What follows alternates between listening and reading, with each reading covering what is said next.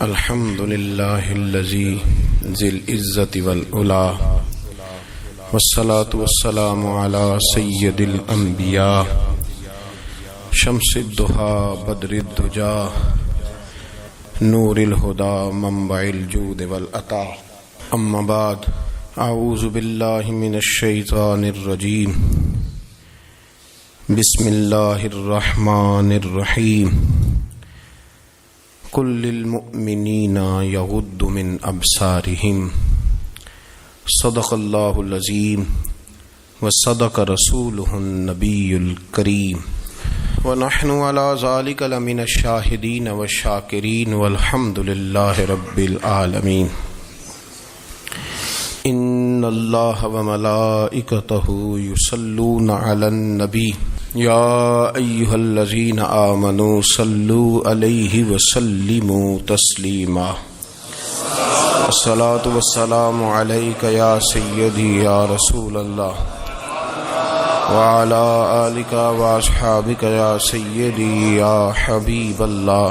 تمام تعریفیں حمد و ثنا اللہ تبارک و تعالی کے لیے، درود و سلام نبی اکرم نور مجسم شفیع معظم آقا کل ختم رسول دانائے سبل احمد مجتبی جناب حضرت محمد مصطفیٰ صلی اللہ تعالی علیہ وسلم کی ذات والا صفات کے لیے حمد و صلات کے بعد، اسلام فطرت کے عین مطابق دین ہے۔ نبی پاک صلی اللہ تعالی علیہ وسلم نے فرمایا ہے کہ میں اخلاق عالیہ کی تکمیل کرنے کے لیے دنیا میں آیا۔ جتنے اخلاق ہو سکتے تھے، جتنی خوبصورتیاں ہو سکتی تھیں، جتنی اللہ کو محبوب تھیں، وہ ساری میرے نبی کریم نے بیان فرمائی، ساری رسول کریم صلی اللہ تعالی علیہ وسلم نے بیان کر دی ہیں، جتنی خوبصورتیاں ہو سکتی تھی۔ کچھ لوگ ایسے ہوتے ہیں جو بیچارے بائی نیچر ہی کچھ پریشانیوں کا شکار ہوتے ہیں، اور قرآن مجید نے جو ارشاد فرمایا نا کہ کچھ لوگ نفس کی خواہش کو اپنا خدا بنا لیتے ہیں، تو وہ بلا وجہ بھی بہت ساری باتیں کرتے ہیں جن کا کوئی وجود نہیں ہوتا۔ عورت کو حقوق دلانے کے لیے بہت سارے لوگ بہت ساری غلط باتیں کرتے ہیں۔ جو لوگ یہاں سے کسی کو لے جاتے تھے نا دبئی، دھوکہ دے کے اور لے جاتے تھے یورپ میں، عرب ممالک میں دھوکہ دے کے لے جاتے تھے، تو وہ بھی کوئی خواب ہی تو دکھاتے تھے کہ اتنے لاکھ تنخواہ ہوگی، اتنا کچھ ہوگا۔ وہاں جا کے پتہ چلتا تھا کہ جیب سے بھی دینے پڑیں گے کچھ۔ بہت سارے لوگ ایسے ہوتے ہیں، وہ سارے خوبصورتی کے نام پر ہی دھوکہ دیتے ہیں۔ آپ کو پتہ ہے کہ جو آدمی کسی کو لالچ دیتا ہے تو کسی کو لوٹنے کے لیے اسے لالچ دینا بڑا ضروری ہوتا ہے۔ لوگ پہلے لالچ دیتے ہیں پھر لوٹتے ہیں، پہلے مکمل لالچ دیتے ہیں، یہ چیز مل جائے گی، یہ چیز مل جائے گی۔ لوگ مکمل لالچ دیتے ہیں، اس کے بعد پھر لوٹتے ہیں۔ اور اگر لالچ نہ دیں تو کوئی آدمی قابو آئے گا؟ لوگ لوٹتے ہیں لالچ دے کر۔ اچھا، اب وہ جو جس کو لالچ دیا جا رہا ہوتا ہے وہ کہہ رہا ہوتا ہے کہ نہیں نہیں تمہیں نہیں پتا، وہ اس وقت ماننے کو تیار نہیں ہوتا۔ وہ کہتا ہے اتنی خوبصورت باتیں کر رہا ہے، اتنی اچھے پیغام دے رہا ہے، تم میرے دشمن ہو، تم مجھے منع کر رہے ہو۔ ہوش تب آتی ہے کہ جب سب کچھ لٹ جاتا ہے۔ عورت کو ویسے بھی قابو کرنا بڑا آسان ہوتا ہے۔ اعلیٰ حضرت بریلوی رحمۃ اللہ علیہ فرماتے ہیں بیٹیاں نازک شیشیاں ہوتی ہیں، ان کو تو ذرا سی چوٹ لگے تو ٹوٹ جاتی ہیں۔ دیکھیں کتنا بڑا جملہ کہا بریلی کے امام، میں نازک شیشیاں ہیں۔ ذرا کوئی آدمی گمراہ کرتا ہے، ذرا خراب کرتا ہے۔ اب دیکھیں نا، یہ جو بچیوں کو بچے مس گائیڈ کرتے ہیں، انہیں بڑے بڑے خواب دکھاتے ہیں، وہ بیچاری ماں باپ کو چھوڑ کے، بہن بھائی کو چھوڑ کے اس کے ساتھ شادی کرتی ہے، پھر جو اس کا بعد میں اشر ہوتا ہے، آپ ادلیاں نو سردار پہن تکے تے شرما والیاں نو جھوٹے ڈولیاں دے۔ پھر وہ بیچاری ماں باپ رکھتے نہیں، وہ ظلم کرتا ہے تو کتنی بڑی تکلیف میں وہ بچی آ جاتی۔ نازک شیشی ہوتی ہے نا تو ٹوٹ جاتی.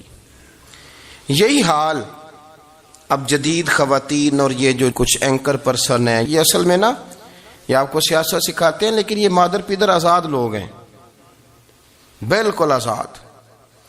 یہ تو علماء شور نہ کریں، بات نہ کریں، گفتگو نہ کریں، مشائخ بات نہ کریں، اور یہ جو کچھ سنجیدہ اور دینی طبقہ ہے یہ کچھ شور نہ کرے، یہ تو روڈوں پہ ننگے ہو کے آ جائیں معاذ اللہ. خوفناک نظریہ رکھتے ہیں یہ لوگ. عورت کو کہتے ہیں تیرے حقوق ہم تجھے لے کے دیں گے. مثلاً وہ کون سا حق ہے جو تم نے لے کے دینا ہے؟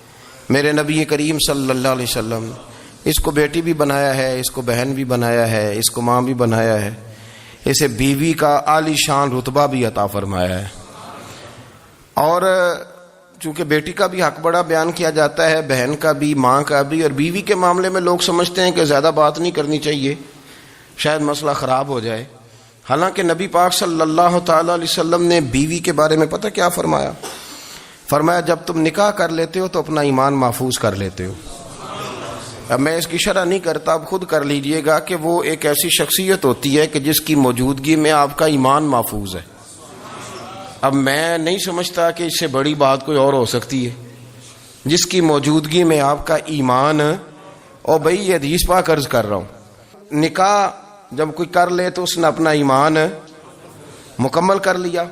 اس کا معنی یہ ہوا کہ آپ کا ایمان محفوظ ہے اس کی موجودگی میں. تو اس سے زیادہ بھی، یعنی ایمان سب سے قیمتی چیز ہے نا، تو اس کے محفوظ ہونے کی وجہ حضور نے نکاح بیان کر دی. اب میرا خیال ہے بی بی اگر کوئی اس سے بڑا حقوق مانگے گی تو بیوقوفی کرے گی. اتنا بڑا درجہ نبی کریم نے اسے عطا کر دیا، اتنا بڑا مقام دے دیا کہ تو خامند کے ایمان کے محفوظ ہونے کا ذریعہ بن گئی ہے. عورت کو جو حقوق رسول کریم صلی اللہ تعالی علیہ وسلم نے عطا فرمائے، نبی پاک نے جو حقوق دیے. دیکھیں نا، حضرت عبداللہ ابن عمر رضی اللہ تعالیٰ عنہ کی اہلیہ بیمار تھی، تو جلدی جلدی سے وہ آئے. تو جب بہت جلدی ہو، سفر بڑا شدید تھا، تو آپ نے جلدی سے نماز ادا کی، جلدی سے چلے. آپ کے خادم کہنے لگے حضور خیریت ہے؟ فرمایا میری بیوی بیمار ہے. تو اس نے عرض کی حضور آپ کی اہلیہ بیمار ہے. تو آپ نے نماز بھی جلدی سے پڑھی، سفر بھی جلدی جلدی کیا. تو فرمانے لگے یہ وہ چیزیں ہیں جو ہمیں مدینے والے رسول نے سکھائی. آپ اس کیفیات کو سمجھیں کہ حضور صلی اللہ علیہ وسلم نے درس دیا. اور پھر ایک اور بہت بڑی بات، یہ فضیلت کسی اور کو نہیں دی. جو عورت کو حضور نے فضیلت دی، یہ فضیلت کسی اور کو نہیں دی. کبھی حضور نے فرمایا کہ تمہارا ابا تمہارے ساتھ بہت سخت رویہ کرے تو تم نے اس کو اس سختی پر داد دینی ہے. فرمایا چلو اگر وہ زیادتی بھی کرے تو تم نے اس کے ساتھ سلوک اچھا ہی کرنا ہے. لیکن آپ ایک بات کو سمجھے نا کہ بچے کے بارے میں، بیٹے کے بارے میں، بیٹی کے بارے میں فرمایا 10 سال کے ہو کے نماز نہ پڑھیں تو سختی کرو، تمہارا ڈنڈا بھی لٹکنا چاہیے. بہت ساری جگہوں پہ بہت سارے لوگوں کے لیے سختی کا حکم دیا، لیکن عورت کے لیے حضور نے جو جملے کہے، اصل میں ہم سمجھتے ہیں کہ یہ ایک بات ہے، مشہور ہو گئی ہے روایت حدیث، تو بس اس کے پس منظر پر اور جملوں کے حسن پر شاید معاذ اللہ غور کرنے کی ضرورت نہیں. ذرا اس لفظ کی تاثیر پر غور کریں. حضور نے فرمایا عورت ٹیڑھی پسلی سے پیدا کی گئی ہے، یہ ٹیڑھی ہے، اس کو سیدھا کرنے کی کوشش کرو گے تو ٹوٹ جائے گی. تو حضور پھر ہمارے لیے حکم کیا ہے؟ فرمایا جیسی ہے تم اسی کے ساتھ نبھا کرو. آپ سمجھیں کہ اتنا محفوظ حضور نے درجہ دے دیا بی بی کو، اتنا محفوظ کہ فرمایا غلطی بھی ہو تو میرے غلاموں تم اس کے ساتھ نبھا کرو، گزارا کر لو. کو کیا اور حق چاہیے عورت کو، جس کو اس کی غلطیوں سمیت نبی پاک نے قبول کرنے کا حکم دے دی کہ اس کی کمزوریوں سمیت قبول کر لو. اب اس کو اور کیا، کوئی کمزوریوں سمیت قبول کرتا ہے؟ کبھی آپ دکان پہ بیٹھے ہو تو آپ کہیں بھی اس میں یہ بھی غلطی، میرے مال میں یہ بھی کمزوری ہے، یہ بھی کمزوری ہے، یہ بھی کمزوری ہے، تو کر لے قبول. کرتا ہے کوئی؟ کوئی شخص ایسا ہو جو کسی چیز کی کمزوریاں بیان کر کے کہ اسے قبول کرو؟ پر رسول کریم صلی اللہ تعالی علیہ وسلم نے نا ہمیں سبق دیا، حضور نے ہمیں درس دیا، نبی پاک نے ہمیں پیغام دیا. فرمایا یہ ٹیڑھی ہے، سیدھی کرنے کی کوشش کرو گے تو بیچاری ٹوٹ جائے گی، تو اس کے ساتھ نبھا کر جاؤ. آپ میری بات کو سمجھیے گا. چلیں میں اس پر ایک اور بخاری مسلم کی حدیث پڑھتا ہوں. حضرت سلمان فارسی رضی اللہ تعالیٰ عنہ اور حضرت ابو دردہ کے درمیان بھائی چارہ تھا. مکے سے مدینے جب لوگ آئے تو حضور نے بھائی بھائی بنایا تھا. ان کے درمیان بھائی چارہ تھا تو ابھی پردے کی آیات نازل نہیں ہوئی تھیں تو لوگ ایک دوسرے کی طرف جاتے تھے. حضرت سلمان فارسی رضی اللہ تعالیٰ عنہ حضرت ابو دردہ رضی اللہ تعالیٰ عنہ کے گھر میں تشریف لے گئے تو دیکھا کہ ان کی بیوی بڑی غمگین بیٹھی ہیں. تو ہم نے فرمایا بہن کیا ہوا؟ تو کہنے لگی تمہارے بھائی کو دلچسپی کوئی نہیں رہی, ہر روز روزہ رکھ لیتا ہے اور ساری ساری رات نفل پڑھتا ہے. حضرت سلمان فارسی کہنے لگے ٹھیک ہے کر لیتے ہیں بندوبست. نماز دین ہے کہ نہیں؟ دین ہے نا یہ چیزیں. لیکن حضرت سلمان فارسی جناب ابو دردہ سے کہنے لگے آج میں نے تیرے گھر میں رہنا رات کو, کیونکہ وہ تو ساری رات نماز پڑھتے تھے, نفل پڑھتے تھے. انہوں نے کہا ٹھیک ہے. ایک بستر لا کے بچھا دیا حضرت سلمان فارسی کے لیے. سلمان فارسی فرمانے لگے دوسرا بھی لا. کہا وہ کیا کرنا ہے؟ فرمانے لگے تو نے بھی سونا ہے, میں نے بھی سونا ہے, تو نے بھی سونا ہے. عشاء پڑھیں گے اور پھر دونوں سوئیں گے. کہا میں نے تو نماز پڑھنی ہے. فرمایا تہجد کے وقت اٹھ کے پڑھیں گے, اللہ کے رسول بھی رات آخری حصے میں جا کے نماز پڑھتے. ادھر ساتھ سلا لیا. وہ تھوڑی کو دیر سوئے, اب عادت تھی ساری رات اٹھنے کی, ذرا اٹھنے لگے بستر سے تو حضرت سلمان فارسی فرمایا چپ کر کے سو جا, وہ بڑی رات پڑی ہوئی, چپ کر کے سو جا. وہ لیٹ گئے, پھر اٹھنے لگے تو فرمایا سو جا چپ کر کے, بڑا ٹائم ہے. سحری کے وقت اٹھے, نفل پڑھے. ان کا ارادہ تھا روزہ رکھنے کا, تو فرمانے لگے کل رکھا تھا نا نفلی روزہ؟ جی رکھا تھا. پرسوں بھی رکھا تھا, ترسوں بھی رکھا تھا. فرمایا آج نہیں رکھنا, آج میں تیرا مہمان ہوں, سارا دن کٹھے مل کے روٹیاں کھائیں گے, آج نہیں روزہ رکھنا. سلا دیا. اب حضرت ابو دردہ رضی اللہ تعالیٰ عنہ کہہ تو کچھ نہ سکے, پر کہنے لگے سلمان تم پتہ تم کیا کر رہے ہو, نہ تم نے مجھے رات اٹھ کے زیادہ نفل پڑھنے دیے, سویرے روزہ نہیں رکھنے دیا. تو حضرت سلمان فارسی کہنے لگے کوئی لمبی بات تو نہیں نا, چلتے ہیں نا ابھی فجر میں مسجد نبی میں, تو نبی پاک کو بتاتے ہیں. سرکار دو عالم علیہ السلام کی خدمت میں تو اپنی بات کرنا, میں اپنی کروں گا, حضور نتیجے کا اعلان فرما دیں گے, بات طے ہو جائے گی. حاضر خدمت ہوئے, عرض کی یا رسول اللہ صلی اللہ تعالی علیہ وسلم یہ ساری رات نفل پڑھتے ہیں, ہر روز روزہ رکھتے ہیں, ان کی اہلیہ غمگین بیٹھی ہیں, حکم فرمائے. تو نبی پاک صلی اللہ علیہ وسلم نے فرمایا پھر ہوا کیا؟ یا رسول اللہ میں نے رات سلایا ہے, سحری میں اٹھایا ہے, سویرے روزہ نہیں رکھنے دیا. نبی پاک نے فرمایا سلمان فارسی نے ٹھیک کیا, سلمان فارسی نے ٹھیک کیا. پھر حضور نے فرمایا, نبی کریم نے فرمایا ابو دردہ تیرے اوپر اگر اللہ کا حق ہے, اس کے رسول کا حق ہے, دین کا حق ہے, تو فرمایا تیری آنکھ کا بھی تیرے اوپر حق ہے, تیرے وجود کا بھی تیرے اوپر حق ہے. یہ حضور نے فرمایا تیرے بچوں کا بھی تیرے اوپر حق ہے, تیری بیوی کا بھی تیرے اوپر حق. اس حق کو بھی سمجھے, حقوق اللہ بھی ہیں, پر تیری آنکھ کا بھی تیرے اوپر. کیا مانا کہ تیری آنکھ سونا چاہتی ہے تو اسے سلا بھی, تیرے وجود کا بھی تیرے اوپر حق. تو تیرا وجود آرام کرنا چاہتا ہے تو اسے آرام بھی کرا. اور پھر وہاں نبی پاک صلی اللہ علیہ وسلم نے فرمایا میں تم سب, سننا یہ لفظ حدیث کے, حضور نے اسی موقع پر فرمایا میں تم سب سے زیادہ اپنے رب کو جانتا ہوں اور میں تم سب سے بڑھ کر اپنے رب سے ڈرتا ہوں. حضور فرمانے لگے میں روزہ بھی رکھتا ہوں, افطار بھی کرتا ہوں, یعنی کبھی رکھتا ہوں اور کبھی نہیں رکھتا. فرمایا میں نفل بھی پڑھتا ہوں اور اپنی بیویوں کو وقت بھی دیتا ہوں. سرکار مسجد میں بھی آتے تھے, نواسوں کے ساتھ کھیلا بھی کرتے تھے, ان کے ساتھ پیار بھی کرتے تھے. تو اتنے بڑے حقوق حضور نے بیان فرمائے عورتوں کے کہ تمہاری بیوی کا بھی تمہارے اوپر. لو ایک حدیث بخاری کی اور یہاں بیان کر دیتا ہوں. ایک شخص نے آ کے عرض کی یا رسول اللہ صلی اللہ تعالی علیہ وسلم جہاد کے لیے تیاری ہو گئی ہے, صفیں بن رہی ہیں, مجاہدین کی تیاری ہے, تو میرا بھی نام لکھ دیا گیا ہے مجاہدوں کی لسٹ میں, لیکن یا رسول اللہ صلی اللہ تعالی علیہ وسلم میری بیوی نے حج کی تیاری کر لی ہے اور میرے دوستوں نے, صحابہ نے میرا نام مجاہدین کی لسٹ میں لکھ دیا, تو میرے لیے کیا حکم ہے؟ یہ بخاری مسلم ہے. تو نبی پاک صلی اللہ تعالی علیہ وسلم نے فرمایا جہاد پہ کوئی اور چلا جائے گا تو بیوی کے ساتھ حج کرنے جا, اسے محرم کی ضرورت ہے, وہ تیرے بغیر کیسے جائے گی؟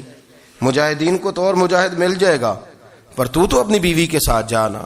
نبی پاک صلی اللہ علیہ وسلم نے مرد کو محافظ بنایا ہے, عورت کو مرد کا قیدی نہیں بنایا, بلکہ عورت کو حفاظت عطا کی اور مرد کو اس کا محافظ بنایا. اب بچیاں آزاد ہونا چاہتی ہیں, اور آزادی بھی وہ والی کہ جو بنیادی طور پر آزادی نہیں, فحاشی ہے. میں نے بہت پہلے کہا ہے کہ اسلام بیٹیوں کو قیمتی سمجھتا ہے, جس بندے کے پاس 20 تولے سونا ہو وہ چوک میں لے کے نہیں آتا، وہ قیمتی چیز ہے، اس نے چھپا کے رکھی ہوتی ہے. تو جو نبی پاک صلی اللہ علیہ وسلم کا کلمہ پڑھنے والے بیبیاں، اسلام انہیں قیمتی سمجھتا ہے، کہتا ہے کہ تم قیمتی ہو لہذا گھر کے اندر رہو، تم باہر نہ آؤ. لیکن عورتیں ہیں کہ ان کو بلا وجہ لوگ خراب کر دیتے ہیں اور بلا وجہ وہ اس مغالطے کا شکار ہو جاتی ہیں. اب آگے بڑھتے ہیں. قرآن مجید نے سورہ نور کی آیت نمبر 30 میں کہا کہ کل للمؤمنین یغضوا من ابصارہم، فرمایا کہ اے محبوب علیہ السلام مومن مردوں سے کہہ دو کہ اپنی نظریں جھکا کے رکھیں، اپنی نظریں. اور اگلی آیت میں فرمایا وَقُلْ لِلْمُؤْمِنَاتِ يَغْضُضْنَ مِنْ أَبْصَارِهِنَّ، فرمایا کہ اے محبوب مومن عورتوں سے بھی کہہ دو کہ اپنی نظریں جھکا.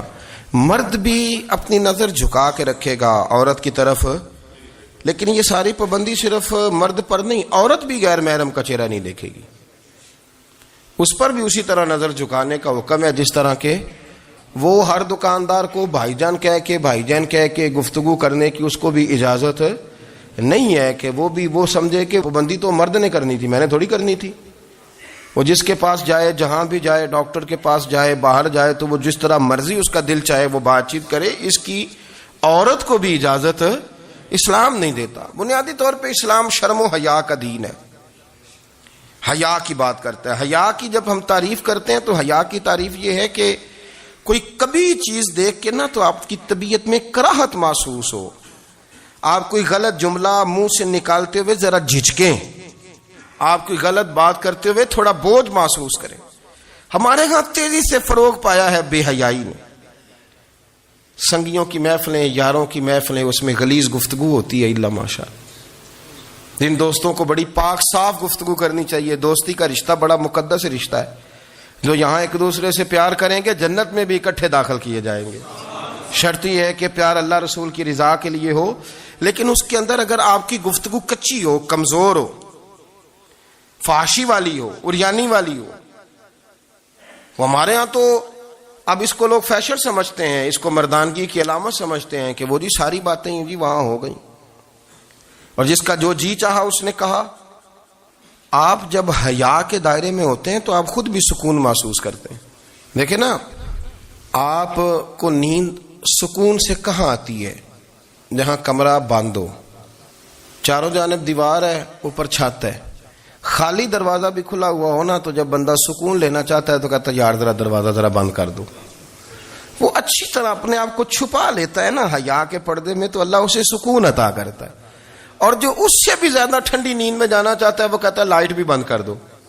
اب وہ مکمل طور پہ سمجھتا ہے کہ میں چاروں جانب سے چھپ گیا ہوں، اگر میں کھل کے بھی سو جاؤں گا تو میرا کیونکہ پردہ قائم ہے تو مجھے کوئی دشواری نہیں ہوگی. آپ جب چھپ جاتے ہیں، جب آپ حیا کے اندر سمٹ جاتے ہیں، جب آپ چادر کے اندر آ جاتے ہیں تو آپ بہت ساری جگہوں پہ آسانی محسوس کرتے ہیں. تو حیا تو آپ کو سکون دیتی ہے، حیا تو دل کو راحت دیتی ہے. میں بڑی ذمہ داری سے بات عرض کرتا ہوں، قرآن مجید نے نا ایک مقام پہ مذاق کو، ایک مزاح ہوتا ہے خوش طبی، وہ نہیں مذاق اڑانا. قرآن پاک نے نا مذاق کو ایک جگہ پہ جاہلوں کا طریقہ بھی قرار دیا ہے. بنی اسرائیل کے لوگوں سے حضرت موسیٰ نے کہا کہ گائے ذبح کرو اور ایک ٹکڑا مقتول کو مارو، زندہ ہو کے خود بتا دے گا مجھے کس بندے نے قتل کیا. تو کہنے لگے آپ ہمارے ساتھ مذاق کر رہے ہیں. تو قرآن مجید کہتا ہے کہ حضرت سیدنا موسیٰ علیہ الصلوۃ والسلام فرمانے لگے اعوذ باللہ ان اکون من الجاہلین، فرمانے لگے میں اللہ کی پناہ مانگتا ہوں کہ میں جاہلوں میں سے ہو جاؤں. یہ مذاق کرنا تو جاہلوں کا طریقہ ہے. اگر آپ کی زبان سے بے حیائی کا جملہ نکل گیا، اگر آپ کی زبان سے بے حیائی کا جملہ نکل گیا، آپ نے کہہ دیا کہ ہم آزاد لوگ ہیں، جو مرضی کریں گے، جو مرضی کہیں گے، جو ہمارا دل میں آئے گا کریں گے، تو پھر تو لوگ آپ کا وہ حشر کریں گے کہ آپ سے برداشت ہی نہیں ہوگا. جس کا لوگ مذاق بنا لیتے ہیں اور جو مذاق بن جاتا ہے پھر اسے کچھ جینے دیتا ہے. آپ حیا کی چادر میں چھپیں گے تو بچیں گے.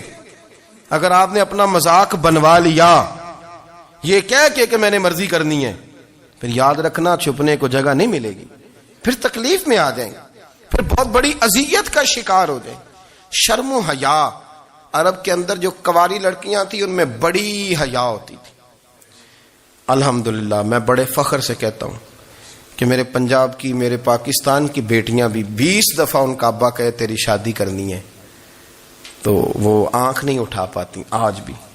یہ تو وہ چند لوگ ہیں جو کہتے ہیں ہم ہائی کلاس ہو گئے، ہمیں نہیں پتا کہ وہ روشن خیال ہو گئے ہیں کہ روغن خیال ہو گئے، پتہ نہیں کدھر چلے گئے.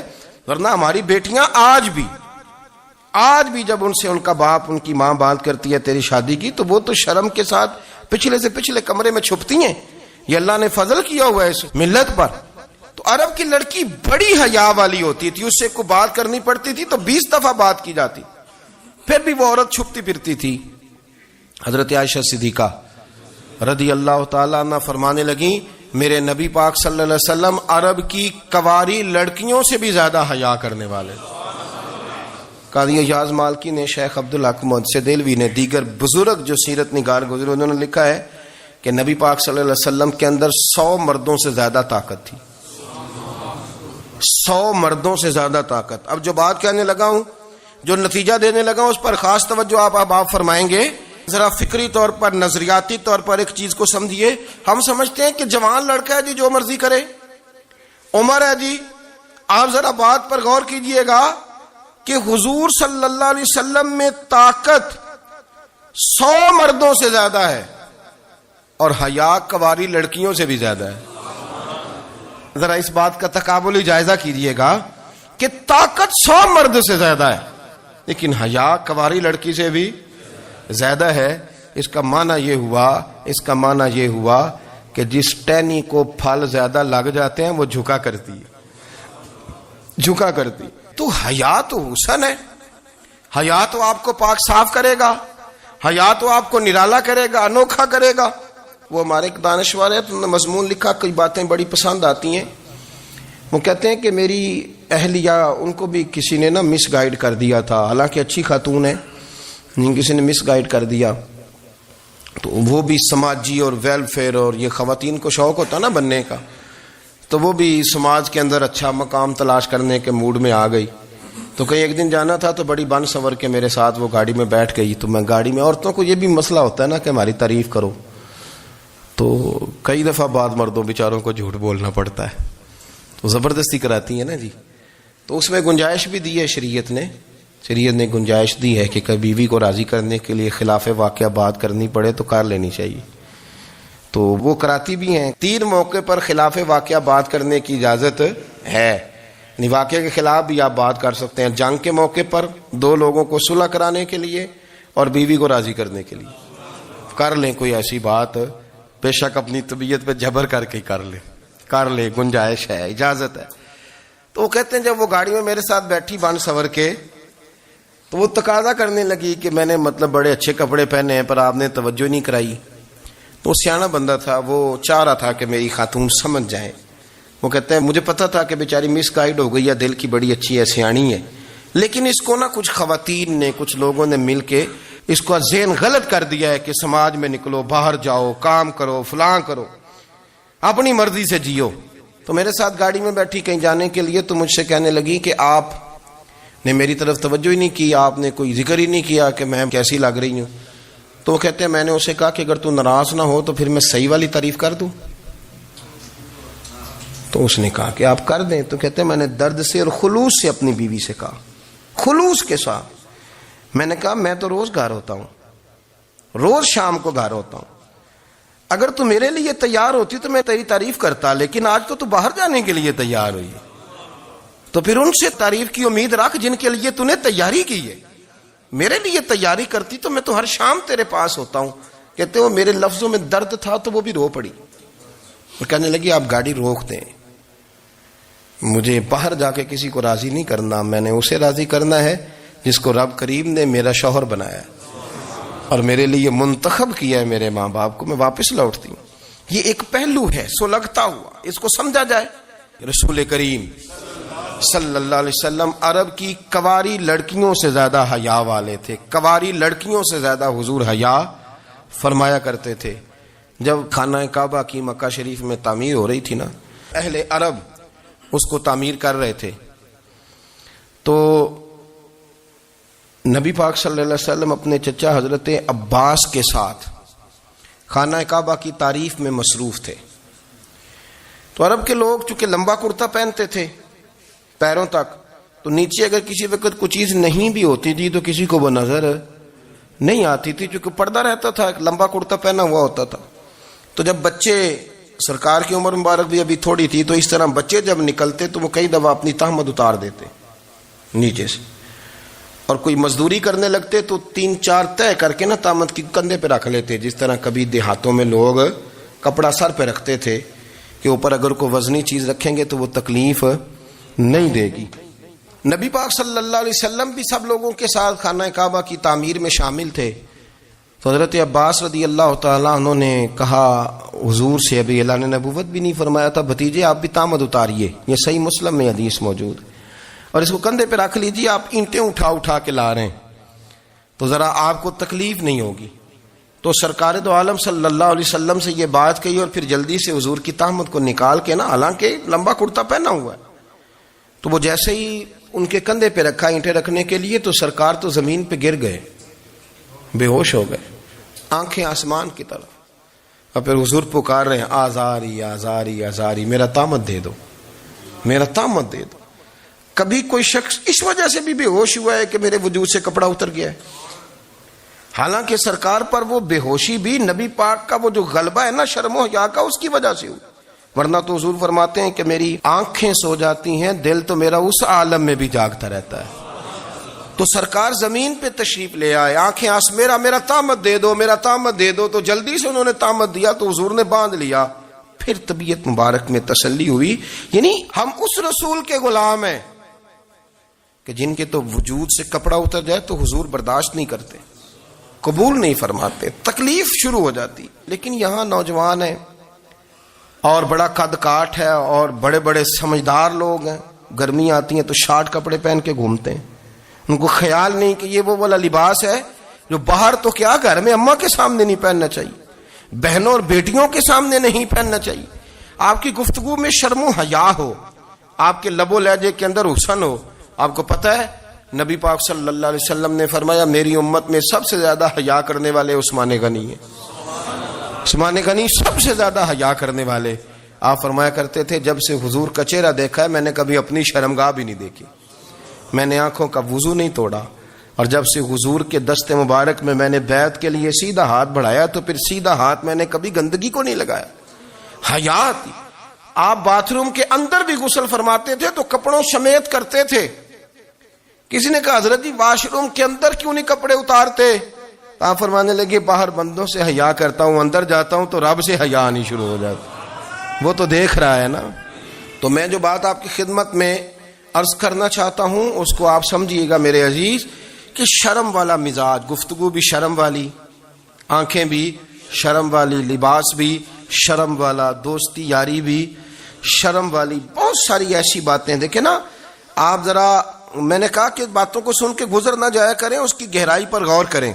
حضور علم کا سمندر ہے، سرکار سے زیادہ علم دنیا میں کسی کے پاس موجود نہیں ہے، اور صحابہ کو موقع ملا ہوا ہے اس سمندر سے فیض لینے کا.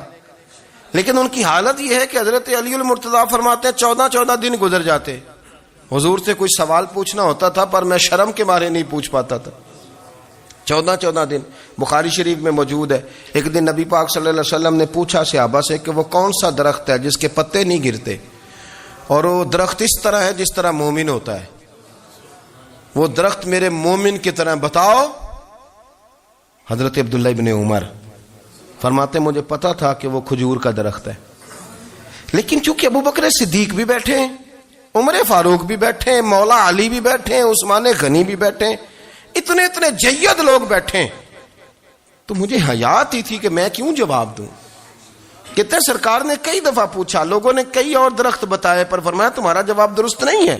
آپ حیا کے اس پہلو پر غور کریں کہ سوال کا جواب آتا ہے، سوال کا جواب، یعنی مجھے سوال کا جواب آتا اور پھر میں دوں نہ، مجھے بدعزمی نہ ہو جائے گی. یہ کیسے ممکن ہے کہ میری رات گزر جائے، مجھے پتا بھی تھا اور میں نے بتایا نہیں. بہت سارے لوگ آ کے بہت ساری باتیں بتاتے ہیں، بہت ساری باتیں وہ سمجھاتے ہیں، تو ہم غور سے ان کا چہرہ دیکھنے لگ جاتے ہیں، کہتے ہیں یار اس کا تو دعویٰ تھا کہ میں سمجھنے آتا ہوں، تو یہ تو ہمیں سمجھا رہا ہے، چلو الحمدللہ ہم سمجھنے کو تیار ہے. لیکن میرے عزیز پتہ بھی ہے جواب کا، علم بھی ہے، لیکن فرماتے ہیں میری حیا نے مجھے اجازت نہ دی کہ میں جواب دوں۔ آپ فرماتے ہیں پھر حضور سے صحابہ نے عرض کی کہ یا رسول اللہ آپ ہی بتا دیں وہ درخت کون سا ہے، تو حضور نے فرمایا بھائی وہ کھجور کا درخت ہے۔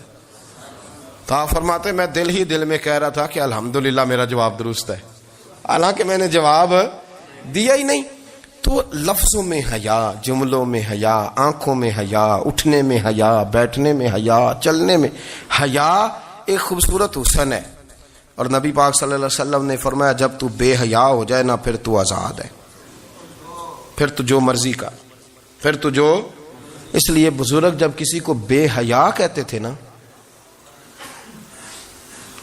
اللہ اکبر، اور جب کسی کو کہتے تھے نا یہ بے حیا ہے تو لوگ سمجھتے تھے کہ کوئی ہلکی سی بات کر دی ہے، لیکن ان کا معنی یہ ہوتا تھا کہ بس بھائی اب اس کے ساتھ کوئی کلام کرنے کی ضرورت ہے، اس کو اب اصلاح کی ضرورت نہیں، یہ بے حیا ہے۔ کیا معنی؟ کہ اب یہ جو اس کے دل میں آئے گا وہ کرے گا، جو اس کی طبیعت چاہے گی وہ کرے گا، اب یہ کسی پہلو بھی قابو آنے کو تیار بے حیا ہو گیا۔ بے حیائی بہت بڑا عیب ہے۔ اور جو لوگ کہتے ہیں کہ ہمیں بالکل آزادی ہونی چاہیے، ہمارا اپنا جسم ہے تو ہماری اپنی مرضی چلے گی۔ ایک وزیر صاحب ہیں، پتہ نہیں میں ان کو جانتا تو نہیں، انہوں نے سینٹ میں تقریر کی ہے، میں نے ان کی بات سنی ہے۔ اس نے کہا نہیں نہیں بھائی، جسم رب کا ہے تو مرضی بھی تو رب کریم کی چلے گی، اور مرضی بھی یہ مرضی بھی اللہ کی۔ یہ مجھے تھوڑا سا مسئلہ ہے جسم پر، کبھی کبھی مجھے کثرت سفر سے الرجی ہو جاتی ہے۔ میرے ساتھ لوگ نا دل سے پیار کرتے ہیں، شاید ہی کوئی اچھا ڈاکٹر ہو جس تک میرے سنگی مجھے لے کے نہ گئے ہوں، پر جسم اللہ کا ہے نا، مرضی بھی جب وہ چاہے گا صحت دے گا۔ کیوں کچے کاموں میں لوگ پڑ گئے، کیوں غلط لوگ سوچ میں پڑ جاتے ہیں؟ یہ اسی کا ہے، اور جب وہ چاہے گا، آپ اس بات کو اچھے طریقے سے سمجھ لیں کہ جو اپنی مرضی چوکوں چوراہوں میں کر رہے ہوتے ہیں نا، جو مرضی گند مند، وہ جانور ہوتے ہیں، وہ جانور ہوتے ہیں جو نہ چونک دیکھتے ہیں نہ گلی دیکھتے ہیں، نہ انہیں پتہ ہوتا ہے کہ جگہ کون سی ہے۔ وہ انسان، میں نے کہہ دیا جو میں نے کہنا تھا، میں نے کہہ دیا، وہ جانور ہوتے ہیں۔ اور جو کچھ انسان ہوتے ہیں نا، ان کے اندر کچھ نہ کچھ پھر شرم حیا بھی ہوتی ہے۔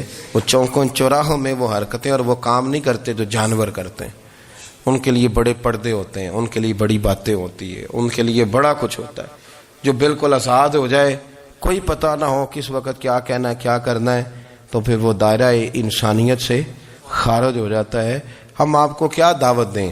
آپ تو وہ باتیں کر رہے ہیں جو اسلام کا انسانیت کے حق میں بھی ٹھیک نہیں، آپ تو وہ والی باتیں کر رہے ہیں جن کا انسانیت بھی تقاضا نہیں کرتی کہ یہ باتیں ہونی چاہیے۔